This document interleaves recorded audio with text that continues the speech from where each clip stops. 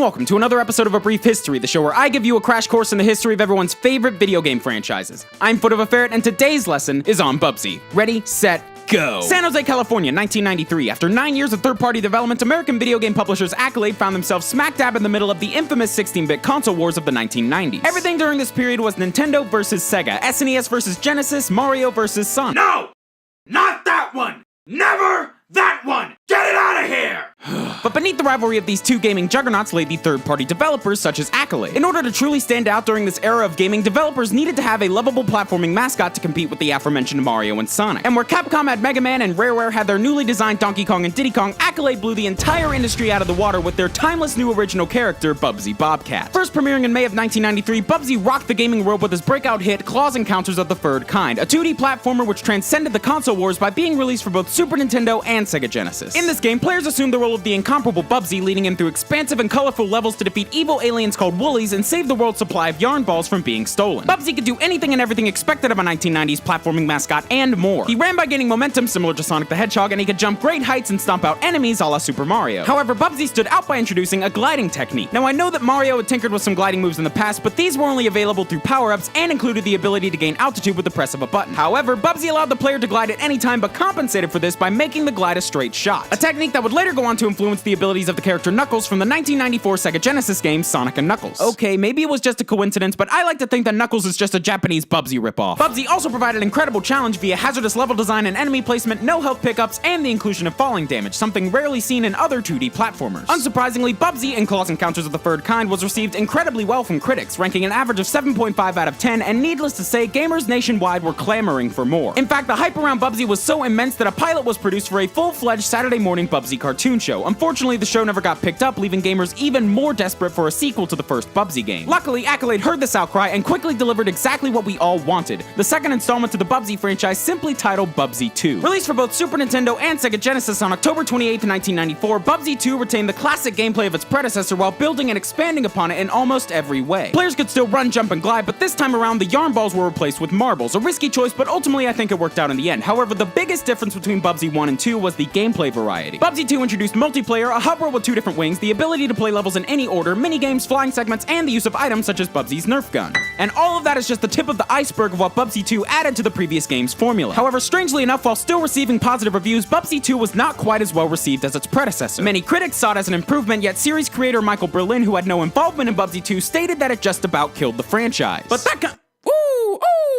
that kind of thing is to be expected of most sequels. While Bubsy 2 was no sophomore slump, it was just no Claws Encounters. It was close, but let's be honest, no game could truly match the magic of the original Bubsy, and Accolade were not about to give up on their flagship franchise. So in December of 1994, only 2 months after the release of Bubsy 2, Accolade released Bubsy in Fractured Furry Tales, a more puzzle and exploration-based 2D platformer that was not released for the Super Nintendo or the Sega Genesis. No, this particular Bubsy game was the first and only game in the series to be released exclusively on the Atari Jaguar. Developed by Magitech Design, Fractured Furry Tales was kind of the dark horse of the Bubsy franchise. It remained more or less consistent with the established formula of the series, but because it was released on the Atari Jaguar, a console which both sold and performed poorly, and went largely unnoticed. Like an obscure yet beautiful artistic piece at a museum that goes unnoticed because everyone's too busy checking out the more popular, world-renowned pieces.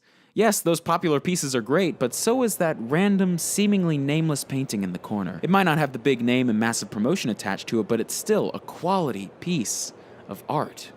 Sorry, I got lost for a second. Anyway, in 1995, after appearing in 3 games across 3 consoles in just a little over a year, Accolade gave Bubsy a well-deserved break in terms of new games. But gamers still got their much-needed Bubsy fix this year with the first ever handheld game in the series, Bubsy 2 for Game Boy, which featured different level designs from its console companion, and Super Bubsy, a PC remake of the first Bubsy game. So by 1996, Accolade's Bubsy series had hit it big and established itself as the third-party rival to Mario and Sonic. But after the underwhelming sales of Fractured Furry Tales, Accolade knew they needed to step things up. It wasn't 1993 anymore. The 16-bit era was ending and the infamous battle between Sega and Nintendo was dying down. The gaming world as a whole was gaining a new dimension with the introduction of consoles like the Nintendo 64 and the PlayStation. It was clear what was next. Bubsy had to go 3D. Released for the original PlayStation on October 31st, 1996, and developed by Eidetic, the aptly named Bubsy 3D saw Bubsy being kidnapped by the fan-favorite Woolies from Bubsy 1 and taken to their home planet Rayon. It was now Bubsy's job, and therefore your job, to defeat the Woolies and collect scattered pieces of a rocket ship in order to get back home. This was done by performing all of Bubsy's signature tricks, except now they were being done in 3D space. In this game, in order to move, the player must rotate Bubsy's trajectory using the left and right buttons on the D-pad. Then they can either walk forwards or backwards. This, mixed with the game's fascinating art direction, made Bubsy 3D one of the most unique and challenging 3D platformers of its time. Bubsy 3D was nothing short of revolutionary. In the earliest days of 3D gaming, Bubsy 3D didn't just set the path for all to follow, it blazed through it far, far ahead of its time. Sure, at the time of its release, Bubsy 3D was critically panned, and games like Mario 64 and Crash Bandicoot hogged up the spotlight. But you know what other game was critically panned upon release? Earthbound, one of the greatest RPGs of all time. Bubsy 3D is to platformers as Earthbound is to RPGs. We just haven't caught up with it yet. And Accolade knew this. Having achieved gaming nirvana with Bubsy 3D, they soon closed their doors in 1999. They had made their contribution to the gaming world, and there was nothing more that they needed to do. Well, that and the fact that they were bought out by the French company Infogrames, but they still went out strong. The Bubsy series truly is one of the greatest, if underappreciated, series of platformers in existence. From its mastery of loose, floaty gameplay and definitely not overcomplicated design to its memorable characters whose names totally exist somewhere, and the most hilarious puns this side of Hamelot, Accolade's beloved Bobcat can only be described as a legendary icon. Timely upon release and truly ahead of the curve by its retirement, this is a one-of-a-kind franchise, the likes of which we may never see again. But even though Bubsy may be gone, the stamp he left on the gaming industry has shaped virtually every game that came in its wake, and for that, we as a gaming community are forever grateful. And that brings me back to you. Of course, we all love Bubsy here, so there's no real point in me asking you whether or not you're a fan, so I want to know.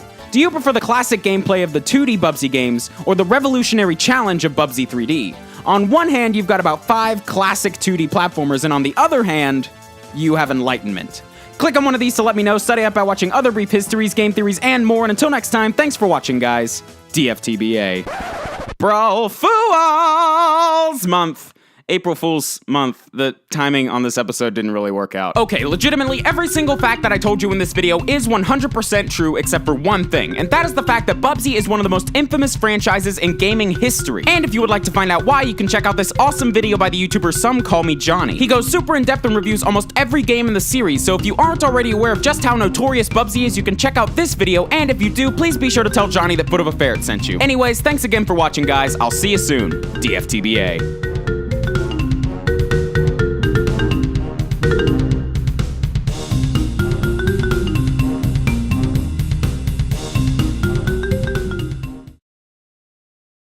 You look at the back of the box of Bubsy 3D, you say, hey, he ain't winking, he's just overexposed. Light's too bright. Turn it down. Poor kid can't see.